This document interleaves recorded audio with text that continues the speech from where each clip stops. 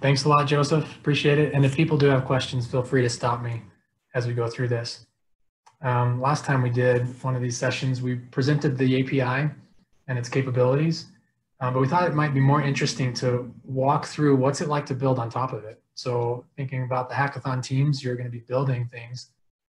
So if you want to use the capabilities of this API, hopefully this session will help you understand how easy it is to integrate it into whatever else that you're doing. So this API, let me share a screen here, which I'll be doing. Host disabled participant screen sharing. Can you help me share a screen, Joseph?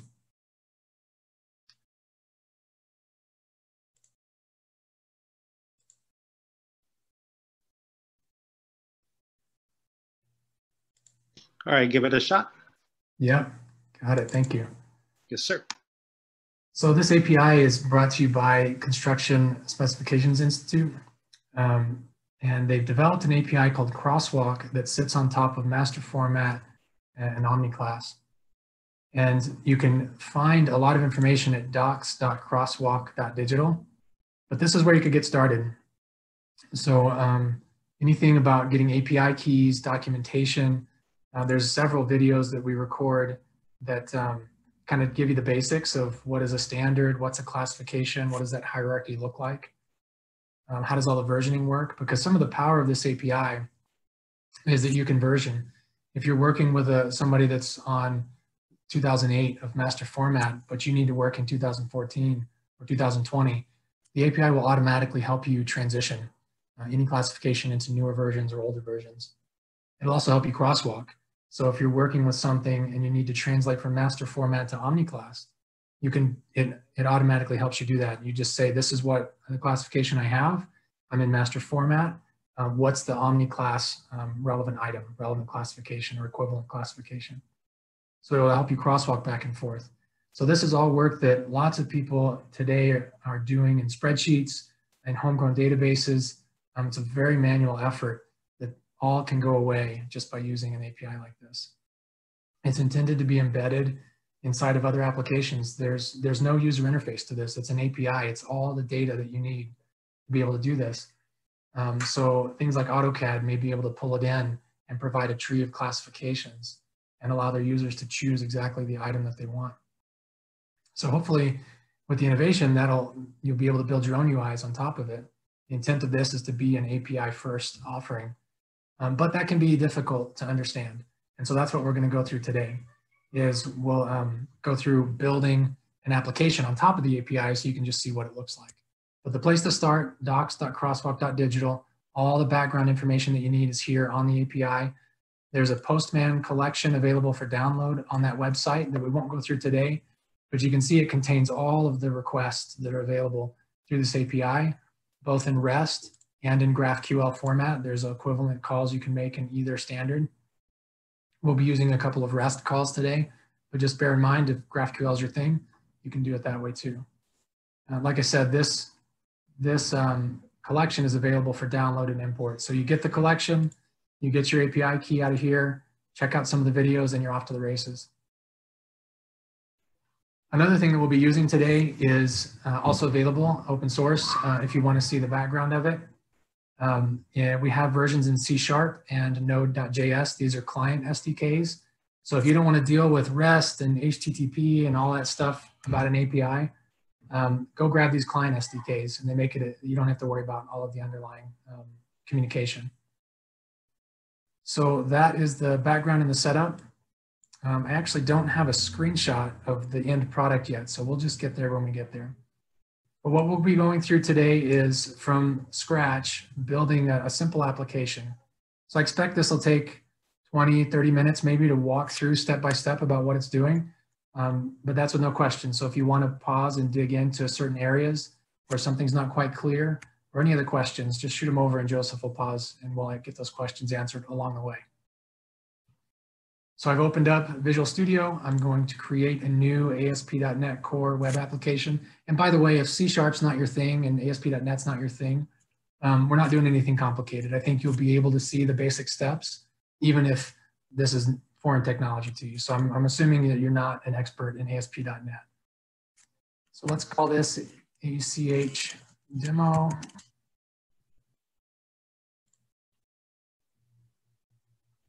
We'll be choosing the model view controller template. And I think that's all we need to get this template off and going.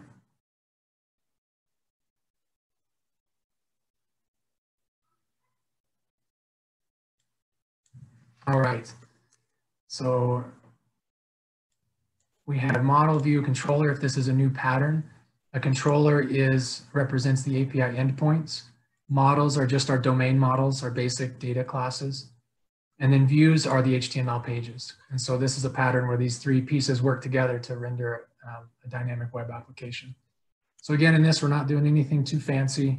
We're not pulling in any rich UIs or a bunch of JavaScript. We're just trying to help you see what it takes to integrate with the Crosswalk API. So the first thing that I mentioned that you'll need to do is get your API key. So we're going to go put that API key right inside this settings file. We'll name this property CSI Crosswalk. And we stick that API key in here. You'll have your own. This one will be inactivated after the demo, but this is all the only authentication that you need is an API key. If you don't have it, or if you get it wrong or something like that, you'll just get a 401 HTTP response that'll indicate the authentication didn't work. So we save that, that's the first piece. And then the second piece is we're going to download and install the client library that I mentioned. So for .NET, we have a client library. If you search for Crosswalk, you'll find it. And we'll get the latest stable version here, 2.1.2.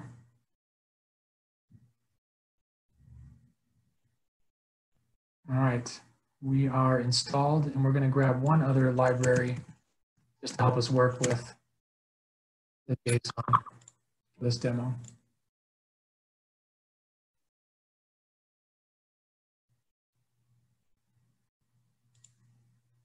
All right, so we've got our two dependencies installed. We have our API key set up.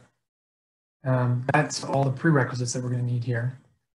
So let's go create. What we're going to be creating first is just a search page.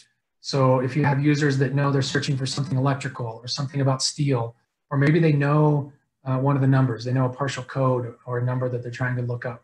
We're going to create a simple page with a text box and a button, and we'll pull back the search results into that page. Those search results will be driven by the API. So one of the endpoints in the API provides a search capability, and that's what we're going to be leveraging. So let's add our search view model that will just contain the basic data about searching. Call it search, and I'm going to try and copy and paste where it makes sense. I'll try and walk through what's going on. So we're referencing or importing that client library that we just installed. So the CSI Crosswalk client library. We're creating a class called search view model with just two properties. One is the search text. That's what our users are going to type in, and we're going to capture what the user types in there. The other is the list of CSI classifications that represent the response we're going to get from the API.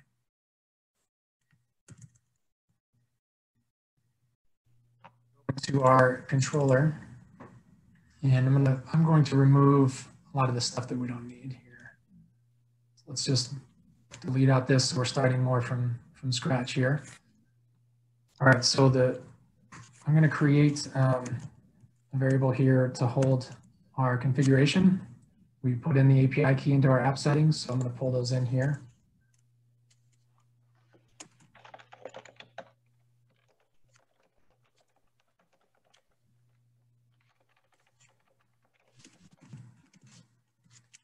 And then we'll create the Crosswalk API helper class.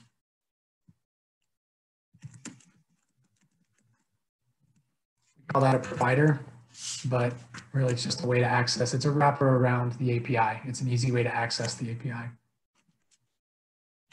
So let's name that Crosswalk.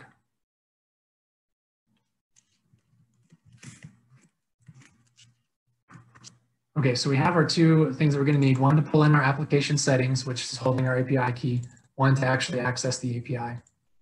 So we'll put a constructor here, and just something about .NET, this will inject this config. So we're going to use that value and capture it here in our private variable here. And we're going to go get that key, our Crosswalk key that we named. So this is our subscription key. And then we pass that into the provider, and now we are ready to go. This is everything that we need to make requests.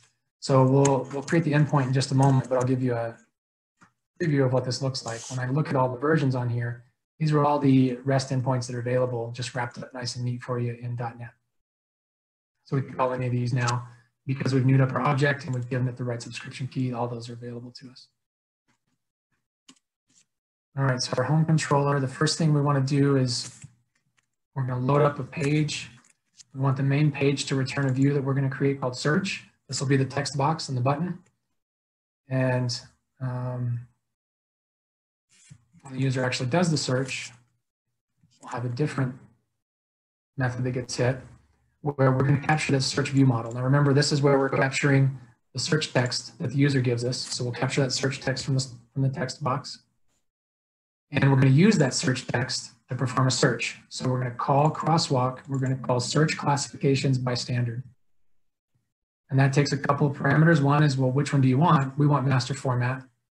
And then we pass in the search text. What we're going to get back is a list of classifications. So we'll take that list and we'll put it onto that same view model. So on the way in, we get the search text. On the way out, on the response, we're passing back that list of classifications back to the UI. And then we just return that view. We pass in the view model that we just captured all the classifications into. All right, we're almost there. That's all it takes. If you're using one of these libraries, or if you're using something, some people use Python and they have a simple request library where you can do very similar. You just need to specify the URL path you're on your own. So there's not much more to it. There's just the niceties of putting it inside one of the client libraries. All right, so let's create our view.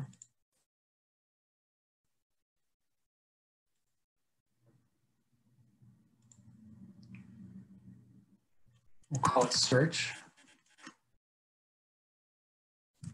And let me paste this in. It's a little more tight, but I'll still walk through what we're doing here.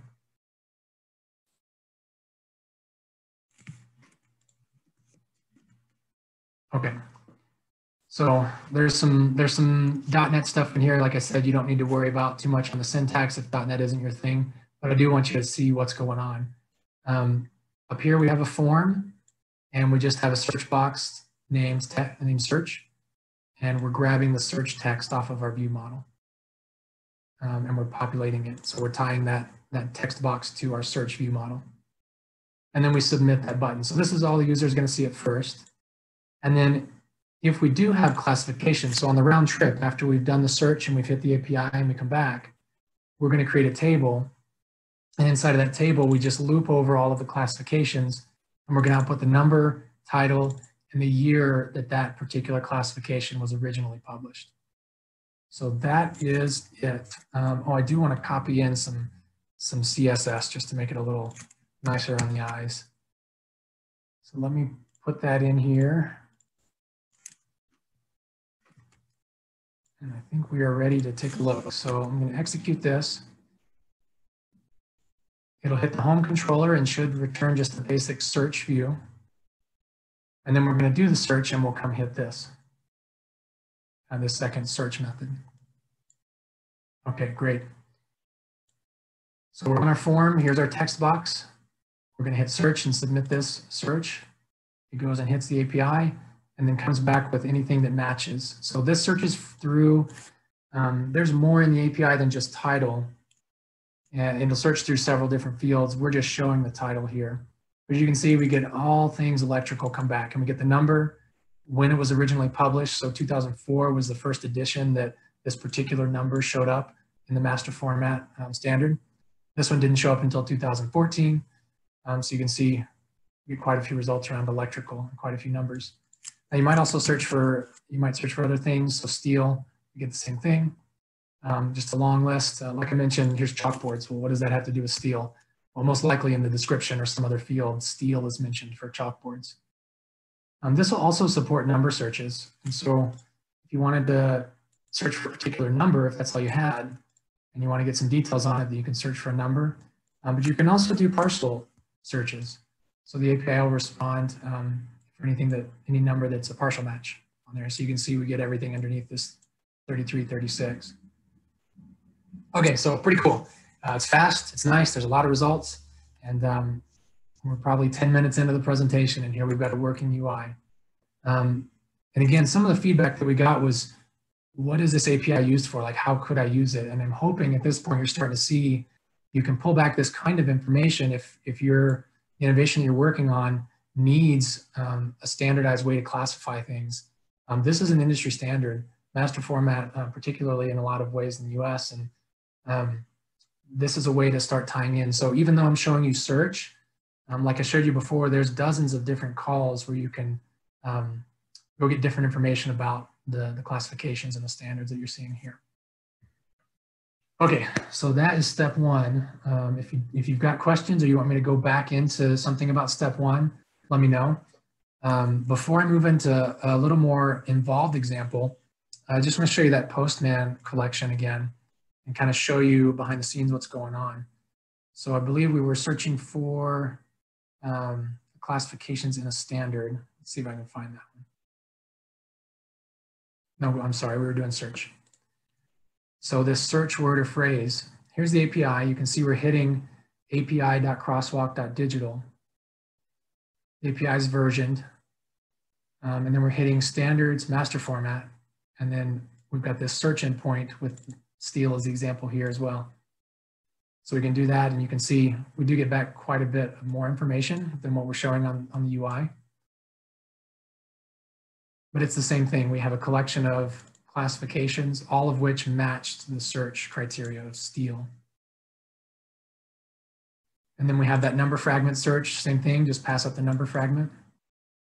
You can pass in the entire number or just a fragment of it, and you get those results back. So if you're getting it, this is a great way to explore the API. All of these calls we use in our testing, so they're exercised regularly, they're kept up to date. And then GraphQL is very similar. So GraphQL is similar to REST, except you do a post and you just pass in your query in the body. So what I just showed you on search, this is the same way to do it in GraphQL.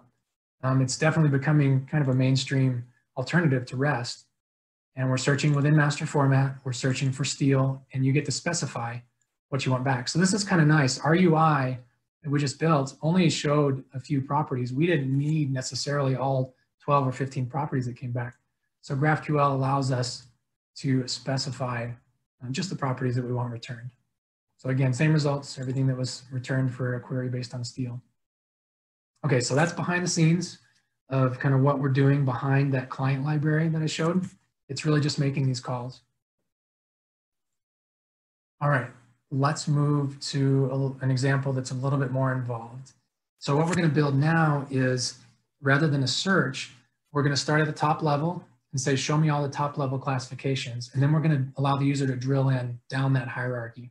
We're going to use the API to continue to build out that hierarchy on demand as the user is requesting things. All right, so back to Visual Studio. We'll stop running here and we'll leave all this in place.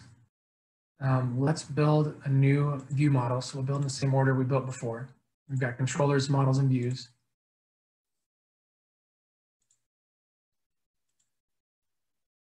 All right, we'll call this, I think we'll just call it tree. I think that's what I meant to call it. All right. So we'll call it tree, and we'll paste in a few things here. This one will have a few more properties.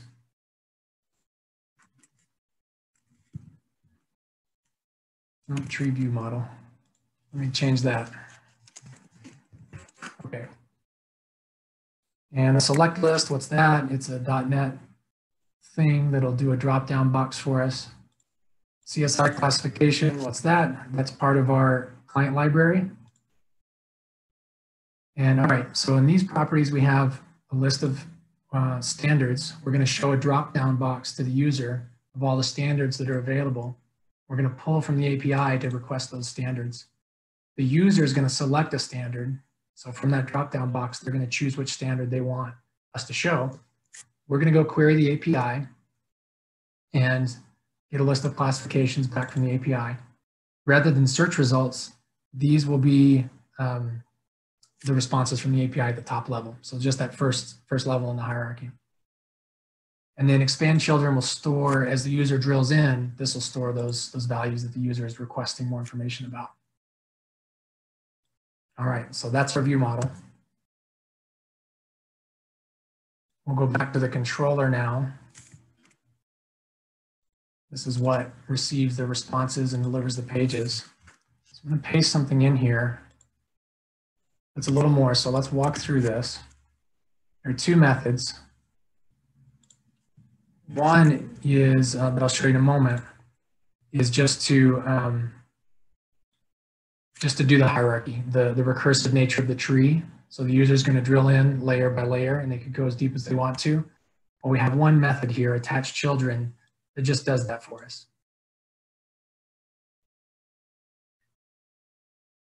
And then this method is what the web page is actually calling. So select list, let's do this import so we have that drop down. All right, so the first thing we do when the user is going to load the page is we're going to go to the API and just get a list of standards. So that's going to return, if I show you in Postman, and we just look at standards. So here we're asking for a list of standards and the ID and name in this query. So when we hit that, we get back all 4 standards that are in the API right now: master format, uniformat, omniclass. I think 1995 was so different, they split it out into its own standard, but the crosswalks work across all 4. And the versioning works too, across all 4 of them. All right, back to our code. I see some comments popping up. So Joseph, just stop me if there's anything I could address for folks. So I have Melissa that asked that was just answered, but she pretty much asked who builds libraries, other programmers, softwares, engineers, and developers. And thank you, Ken, for the response. But I do have 2 other questions that were asked earlier. One was, what additional resources do you have online for developers? Like, do you have YouTube videos, future workshops, anything like that?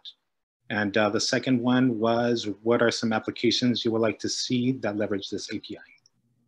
Boy, great questions. Okay, let me answer the first one. And then I don't know if Ken is available as a presenter, but if he is, Ken, I'd love for you to answer that question of— He sure is. What's he built? So first, let's see, I think I had it up. Yeah, here we go. So the best place to get started is this documentation site. And I mentioned this at the beginning, but if you're looking for resources, this is like ground zero for everything that you might want. There's walkthrough videos that are posted on YouTube. There's information on how to do the authorization. You could even make requests into the API directly from the web page. You can find this the Postman Collection is available here under Developer Toolset. So you can explore the API here, or you can download the Postman Collection and really get into it fully. We link over to GitHub. You can communicate with us, send us some feedback or information, get in touch with us. You can make requests to get your own API keys, your own subscriptions to this. So this is definitely ground zero. If you want to get into the client libraries, there's an open source project where we're storing all client libraries. So you're welcome to jump in if you want to collaborate and do one for a technology that's not already created, or if you want to improve what's already there. That's another great place to jump in. So Ken, if you're available, do you want to take the question on what are we hoping that people build with this? Yeah, absolutely. Can you guys hear me okay? Mm-hmm. Perfect. So yeah, we're looking for software providers in the construction space. That would be, design software, architectural software, specification software. Obviously, this example is for product software, but we see applications across the entire construction lifecycle. Great. Thanks a lot, Ken. Perfect. Appreciate.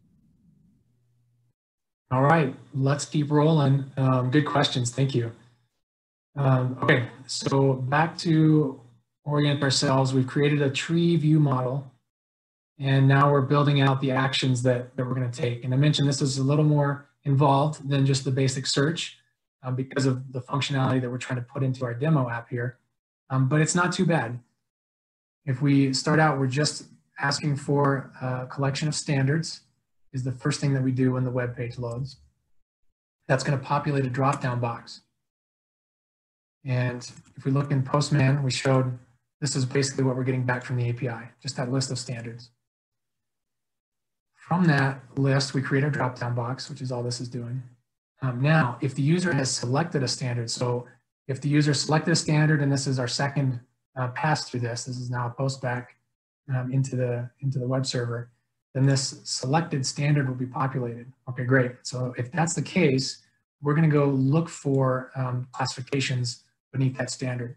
So we had our API again, and we ask for classifications by standard. We pass in the standard that the user selected. Then we sort just to get them in the right order. We're going to sort on number. And then we check and see, has the user asked us to expand any children? And all we're doing is, in this example, we're just creating a comma-separated list of the children they wanted us to expand. But then the fun thing here is we're going to go say, okay, great. If they've asked us to expand any children, go attach those children. And we mentioned this as a tree.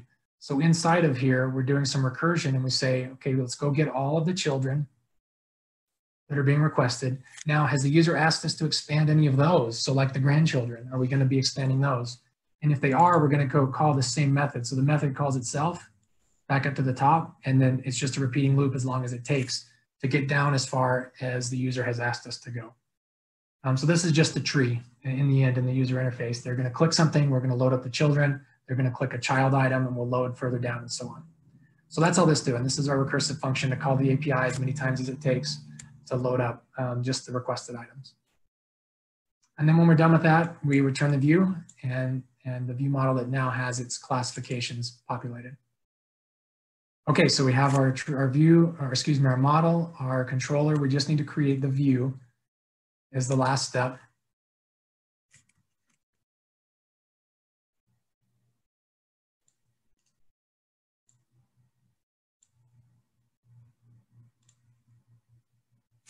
All right, we'll call this tree. And again, this is all very specific to ASP.NET. So don't get hung up on the syntax. Just make sure you make sure it makes sense from whatever framework you're used to or what we're trying to do. So we're going to have a form again. This time we have a drop-down list, and we're going to populate it with the standards that we loaded from the API. So that's what this is doing. This piece is showing a tree. I'll come back to that in just a moment. But if the model has searched the API and pulled down classifications, then we're going to show that tree. There's a little JavaScript in here that is just responsible for expanding, for capturing the button click.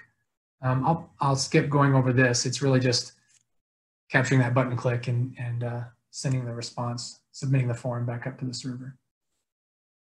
But on the show tree side, we want to emit a table for each set of classifications that we have. So we're going to show the number, the title, and when it was published again. But we're also going to have this button called expand, which will allow us to expand out any of the children. So we show the number, title, and publication year. If that particular classification has any children, we're just going to show a brand new table with the children in it. So maybe I'll come back to this. I want to show the UI because I know this is a lot to take in without like seeing something here. So let's see if I've got anything else that we need to put in here. I don't think so. So we'll run it and then we'll jump back into this in just a moment so we can kind of see the interaction with the API as it's happening. All right, so this was our other page, the search page. So let's go back and let's hit our tree page. Great. So instead of a search box, we have our standards here. Let's select master format, and that triggers a load. So we've already gone and hit the API and pulled back the top list of items. So if you're familiar with master format, this should look really familiar where we've got our top level here, all of the classifications that are at the top level, and the year they were published. If you're not familiar with master format, hopefully this is starting to make a little bit of intuitive sense, but this is a bit of a hierarchy. Everything that's concrete related is going to be something more specific than 03. So 03, 110. So if we expand concrete, now we've gone back and hit the API again, just pulled back what we needed. And you can see 0350, cast X and underlayment, 0380, concrete cutting and boring. And we could continue to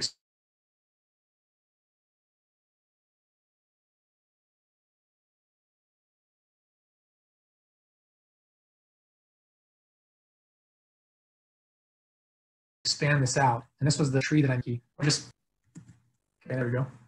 So now I've expanded 0380, we can see 0382, 0381. We can continue expanding down as far as we want to.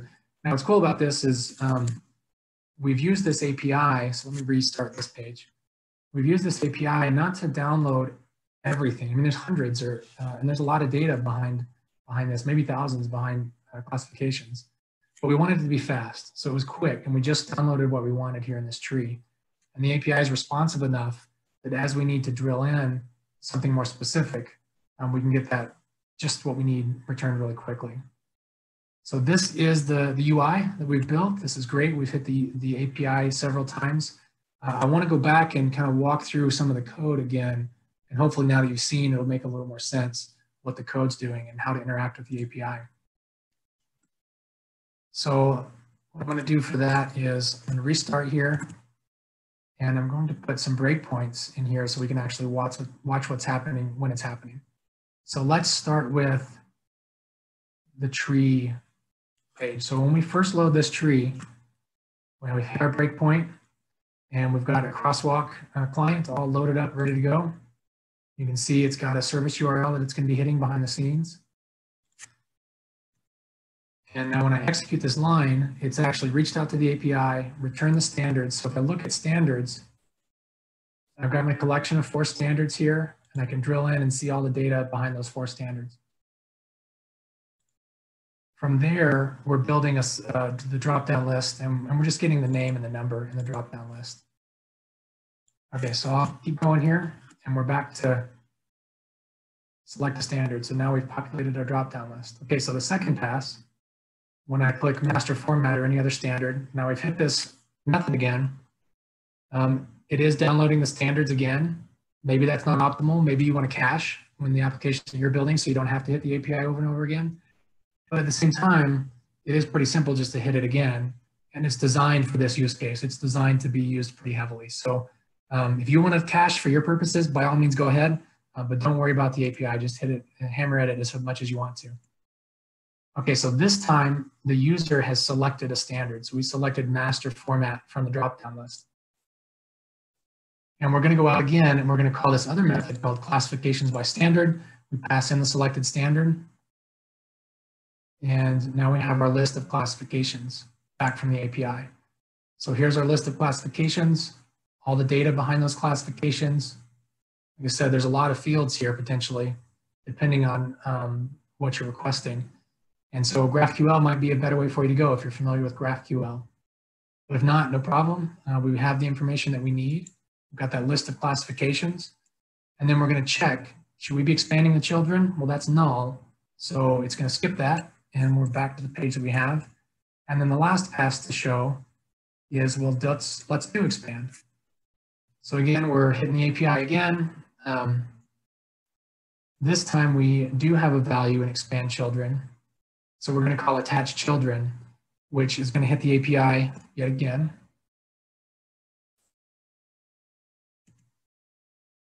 So for every classification in the children, we're going to go hit the API again. Just for the ones that were selected, I'm sorry, for the classification numbers that are selected. We're going to hit the API one more time. So we'll breeze past that, and now we've got our expanded UI. Okay, so I know if you're not a .NET person, that might have been a lot of stuff that was new or not as interesting. But I hope what this illustrated was you can hit the API and just incorporate it into whatever application that you're building. You can almost treat it as a database because it's designed for speed and performance and scale. You can keep it simple and just call that data when you need to on the fly as you need it. But I do want to pause. I want to see if there's any other questions. This is the end of the demo portion, so I'd be happy to walk through any other code or talk through alternatives or anything like that if anybody's got questions along those lines.